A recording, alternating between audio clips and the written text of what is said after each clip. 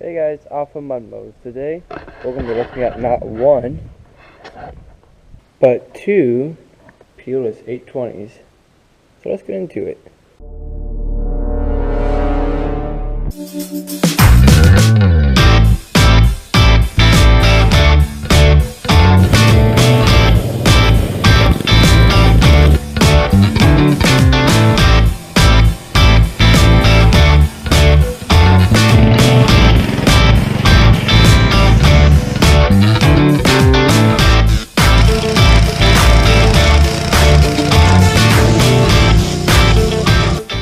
So what is in the bone here, transmission aisle. This is a little Bogue Walno T92 I picked up. It's a 3-speed with reverse. It's got a third, second, first, and then reverse. So I think that's second, and then over here, I push it over here somehow. It's kind of hard to do one-handed. Oops. There we go. But pretty cool little transmission. I paid $50 for it. There's the T92. It says T92-1B, I think. So it's just a little Bogue Walno 3-speed. This is my T96, I believe. Let's see what it says. Yeah, it says T96 back there. This is for the Cushmans, if I need a spare one.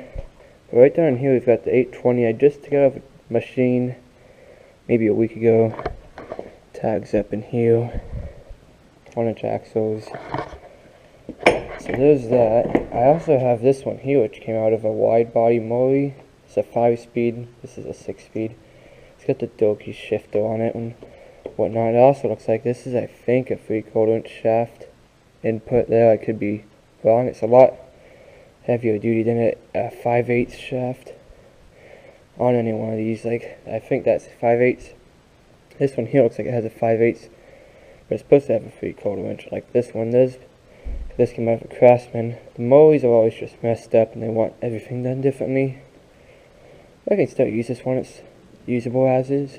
One problem with this thing is when I got it in the tractor, you put it in reverse and you could push it backwards or forward, and it'd lock the axles up, and because the clutch was engaged, it'd try to spin the engine over like it should. But when you put it like in the forward gears, it would just, you'd hear some clunking and stuff inside. So we'll have to open it up and see what's wrong. I think it's a shift key problem. I haven't been into one of these things. That same Craftsman there was like an OT4000. I also had this opposed twin here. It's if you guys can see this, it's a 46 cubic inch, 20 horsepower. I don't have my usual GoPro with the screen on the back because let's just say I kind of broke it, so I'm gonna get a replacement one here next week. But anyways, there's an oil filter down in there. There we go. So that's a really nice opposed twin to have. We should find something nice to put it on.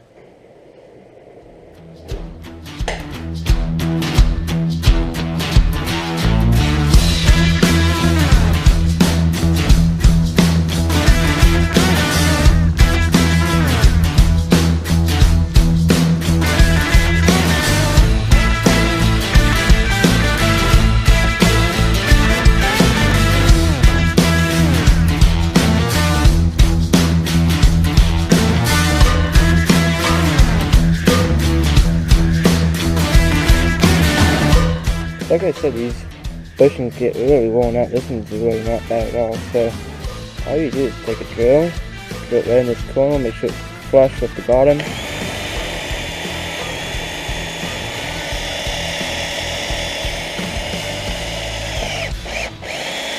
There you go, you can see the drill bit right underneath that Bendix. Look how these comes out of here.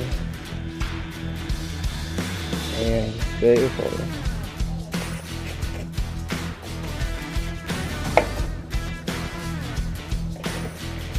Alright, can move these plug wires so we can spin it over.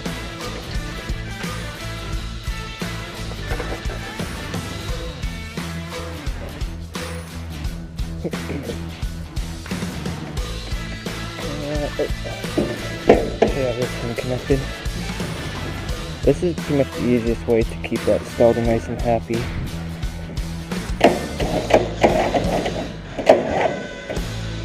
Get some more in there. This battery's kind of going dead, so I have to charge it up a little bit.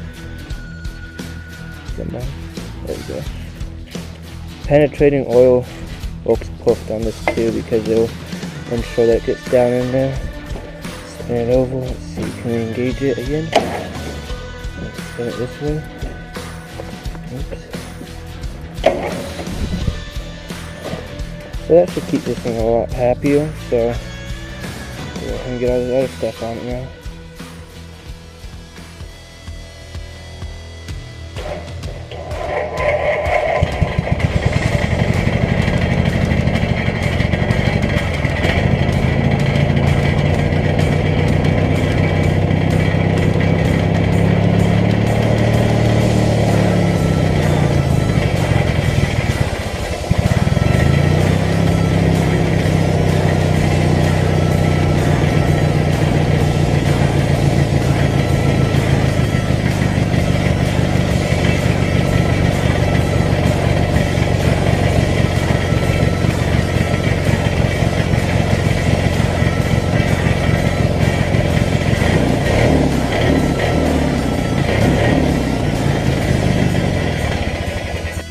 Back here. Just went and got these axles back. One of these axles, it's got the two ends on it, and then one in the center will be going in a 930 case for the 4x4. There's two 930 cases in here. One's for the front and one's for the back, and I'm looking at how I'm gonna reinforce these case halves here. Got a pretty well planned out. I'm gonna throw some aluminum there, weld it in there on each side, and then make a steel or aluminum plate that will screw on there to really lock that thing together. So there's that for the front, because it's got splines. I'm not going to mess with putting a solid axle in it. That should be good. I wish I had, here's a picture of it. I flipped around the gear ratios inside of here. There's enough room in that case half up in there to do that, so we'll get working on that soon here. As you guys saw, this thing runs pretty good actually. I'm glad I got a adjustable wall build carb. One thing I noticed is when it's at idle, it runs pretty nice. It died one time and it smoked a little bit out of the carb. And when you try to give it throttle now, I'm noticing it's bogging down. It kind of stays around idle. It's not because it's jetted, because you can pull the choke out. That won't change it, which tells me it's not the carb. It's actually the coil that's going bad. When I was running, I just took something like this, held it up against it, it was grounded in, went right to there, and there's just the tiniest little spark. Instead of using the spark plug, it's going to run on that cylinder while I'm testing it over here. And it just had the tiniest little spark, like enough to go across the spark plug, but it should be at least like half a centimeter or even more than that. It wasn't near that, so I just got to buy a $20 coil for that, so we'll get that done. Over here we've got the other 820. We'll go ahead and rip those about 15 bolts out. I actually haven't been inside one of these things, so kind of curious what's inside and kind of curious of what's wrong with it. So let's go ahead, open this thing up. There we go.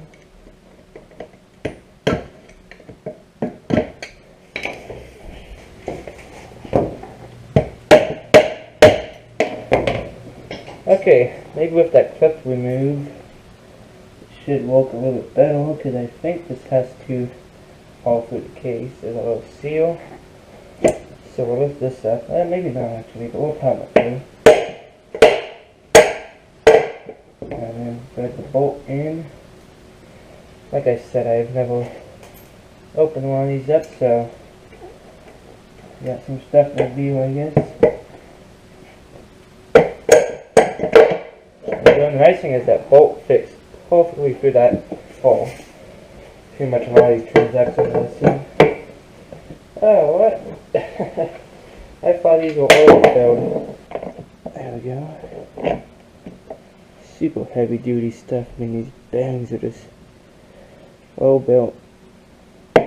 crazy thing though is on the case halves, like these bearings on here and on the top it says China. But I'm still impressed because they have pretty much no play in them. There we go. That was a lot easier than trying to pull it all apart. So yeah, these aren't the same design. No O'Neill as a 206 or something. They've got a little bit of a different bump over here. And the manual I've got is listed on the MudMowers.com documents. Under that tab, I got a Peerless Tecumseh manual that shows you all the different types of keys. So I'll clean these up and I'll show you guys what is going on with these keys. And it's not that hard of a fix, but my first guess was the shift keys are bad. So there's the Peerless. Got the shift keys here just cleaned up barely enough to see what's going on. Looks like this is the worst one, so I'll present it to you guys. That's a shift key. It selects between all the gears you want, and it grabs into one of the slots in the gear. If you guys can see this, I'm not sure how well this is going to pick up because I can't see. There's no screen on here to see what I'm capturing. But this shift key should not have all of this missing. It should not go like at an angle. It should be built up like a square. And this is going in the forward direction when it's spinning around. It's not going like this. So that one's all worn down. Now there's a couple of factors that could cause this. I'll give you guys little overviews of those two. These are pretty nasty looking ones. These ones are okay, but even though there's still 4 of them, it still is iffy. When I got it, you put it in like the forward gears and it would just slip through. You could push it like it was in neutral. But when I was pushing it around and stuff, it started to grab actually. So I guess my first guess was that these were bad, which they were. And telltale sign was just the way it shifted. It was a fender shift craftsman, and you'd come over here and reverse would feel fine. You come over here and it just like felt like it was slipping. It would not click how it should. It just kind of like felt like you couldn't decide where the gears were. So I'm hoping that these gears aren't damaged, which they seem perfectly fine actually. There might be a slightest amount of like wear angle if it's supposed to be like a square where the key goes in. It might have just one tiniest amount, but not anything that I can notice with my eye. Let's try this one. I really can't notice any damage on these. Once I can clean these up, I'll probably take this whole thing apart and just clean it because I don't want all this grease. I want it to be oil filled. So that's a pretty nasty looking differential, if I gotta say. Impressive transaxle. But anyways, I'm glad I figured out it's just a $20 fix. I gotta buy some new shift keys. I think there's still a bunch of like new old stock shift keys lying around, so probably even order up 2 sets because 2's better than 1, I guess, right? Having another set on hand would be nice. And I can keep these ones just in case if it's an emergency and I need a shift key or 2. I have a spare. So there is the story of 2 Peerless 820's in 2 weeks. Hope you guys enjoyed this video of MudMowers. And if you haven't already, make sure you go to offroadmudmowers.com. Stay tuned for more.